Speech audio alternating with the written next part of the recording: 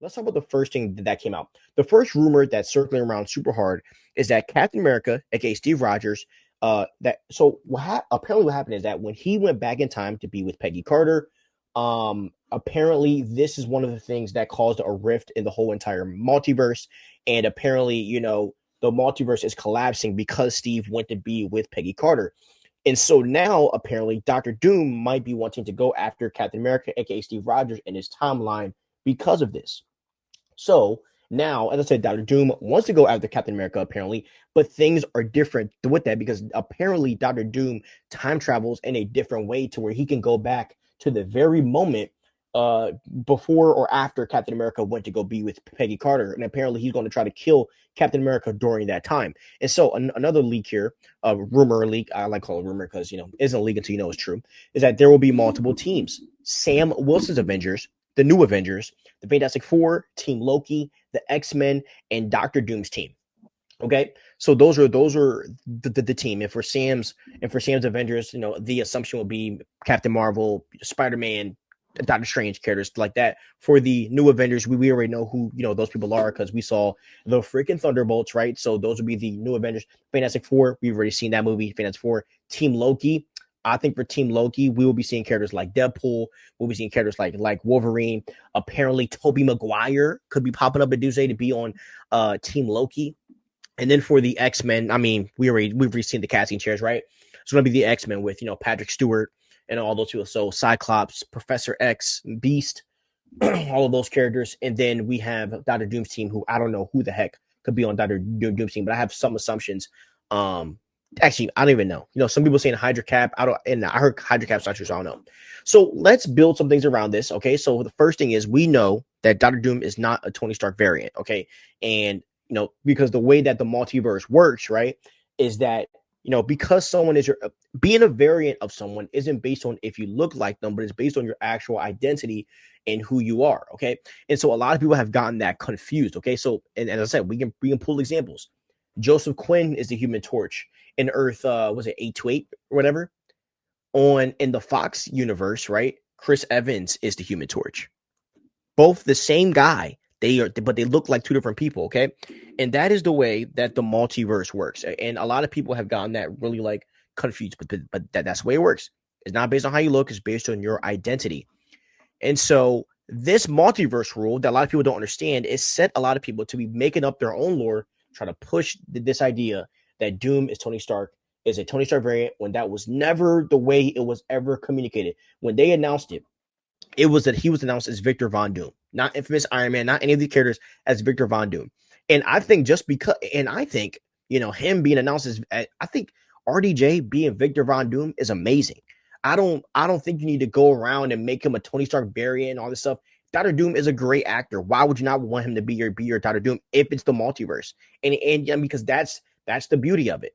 But just because someone looks like another character doesn't mean you have to make a connection to him being like Tony Stark. And the reality is that we already know that Doctor Doom is going to look like Tony Stark already. So there's obviously going to be dialogue and such things like that to where, they're going to be having conversations about this Doctor Doom looking like the Tony Stark from their Earth. And I honestly think the fact that he looks like the Tony Stark from their Earth, but he's nothing like him at all, and he's a complete savage, and he probably will only use the fact that he looks like Tony Stark to manipulate them, makes it even better. You don't need a connection to him to look like Tony Stark to be that cool. Okay. And another thing that we know is that Loki, right, is holding the multiverse all together. And we saw that at the end of the Loki season 2. And so basically, if you didn't see the ending, right, every single multiversal branch that's been created or that is there, Loki is literally holding with his 2 hands. So right now, technically, Loki is like basically the god of time. He is the god of the TVA practically. He's in charge of the TVA practically. And so, yeah, that's what's happening. But as they said in the Loki show, right, this is a limited thing. This is not the final solution. There's going to come a time where Loki's not going to be able to hold everything together. And, that's where Doctor Doom comes to this picture. Now, let me tell you what I'm thinking and kind of my theory about all this, okay? Where my mind is going, and I took a lot of hard thought today. So first off, as I said, I think this is really cool. And I think that, obviously there are things that you might want more and you might think are more ambitious, but the reality is that because look, right, I've seen a lot of people say stuff like, I want I want a Hydra Cap. I want the OG Avengers to be bad. And this is what I want to say to you guys. The main issue coming out of, the post multiversal era that we've been in, if you look at movies like Doctor Strange and the multiverse of madness, and we look at Deadpool and Wolverine, both movies where they used multiversal variants. Also, Spider-Man No Way Home.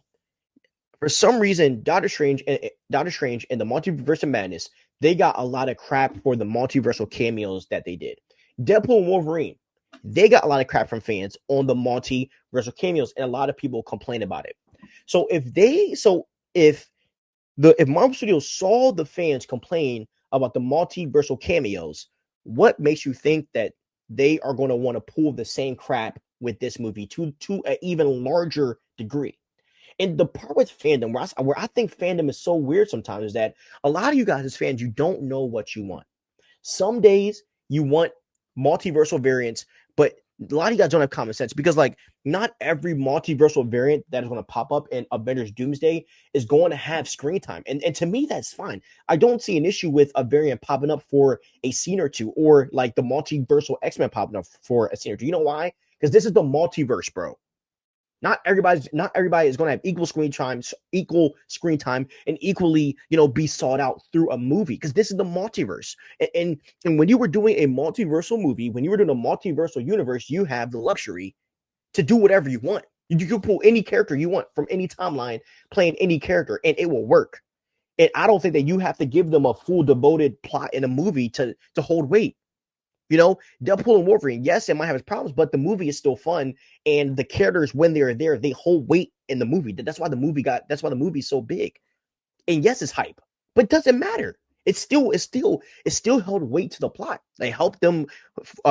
It helped in one of their battles, but obviously the last scene was Deadpool and Wolverine, which I thought was cool. So you can't. So like, for the fans that are complaining about, like, they wanted all these multiversal characters, they gave you that twice and you complain about them both. So what? So don't be shocked that they're trying to play it safe. Don't be shocked about that. You know what I'm saying? That is so hypocritical how fans act. But let me tell you what I'm thinking about Doomsday right now. This is my theory. And by the way, this is all speculation, all of this, because we don't know if it's confirmed or not. So you can't really be mad. So I think that Steve Rogers, obviously he went back in time.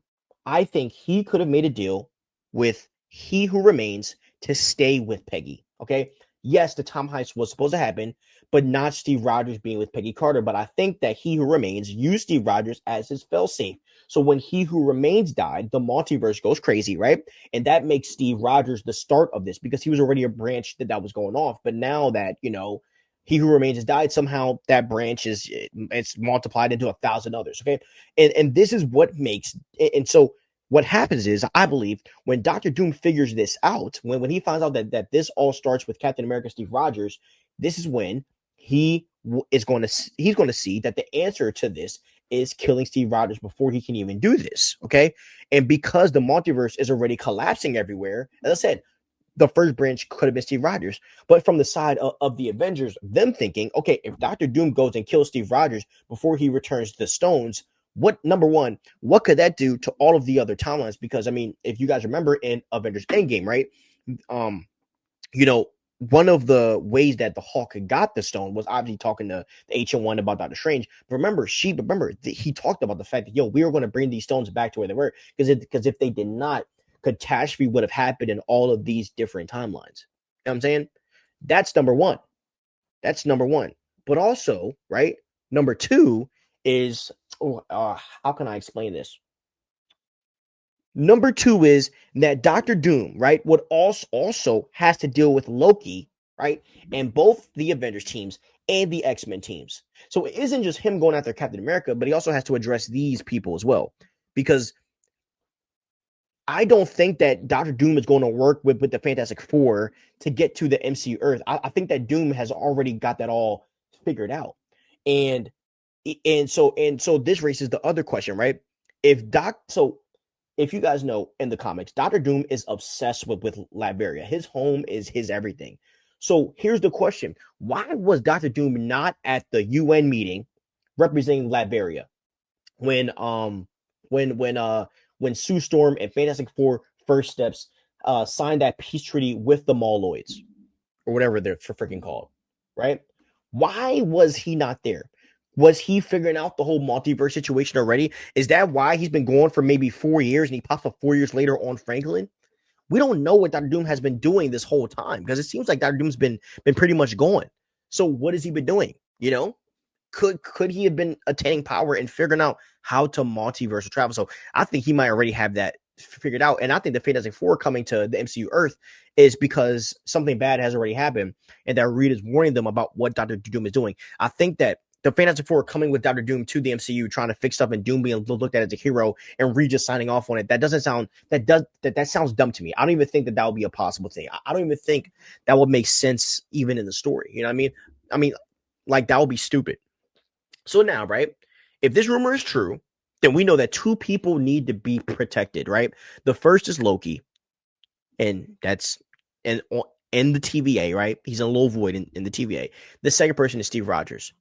And if they save Steve Rogers, right, they kill the multiverse because more, multiversal branches are going to keep happening and the multiverse will collapse. And if they save Steve Rogers, which I think they will, that makes Doctor Doom the hero of the story. Why?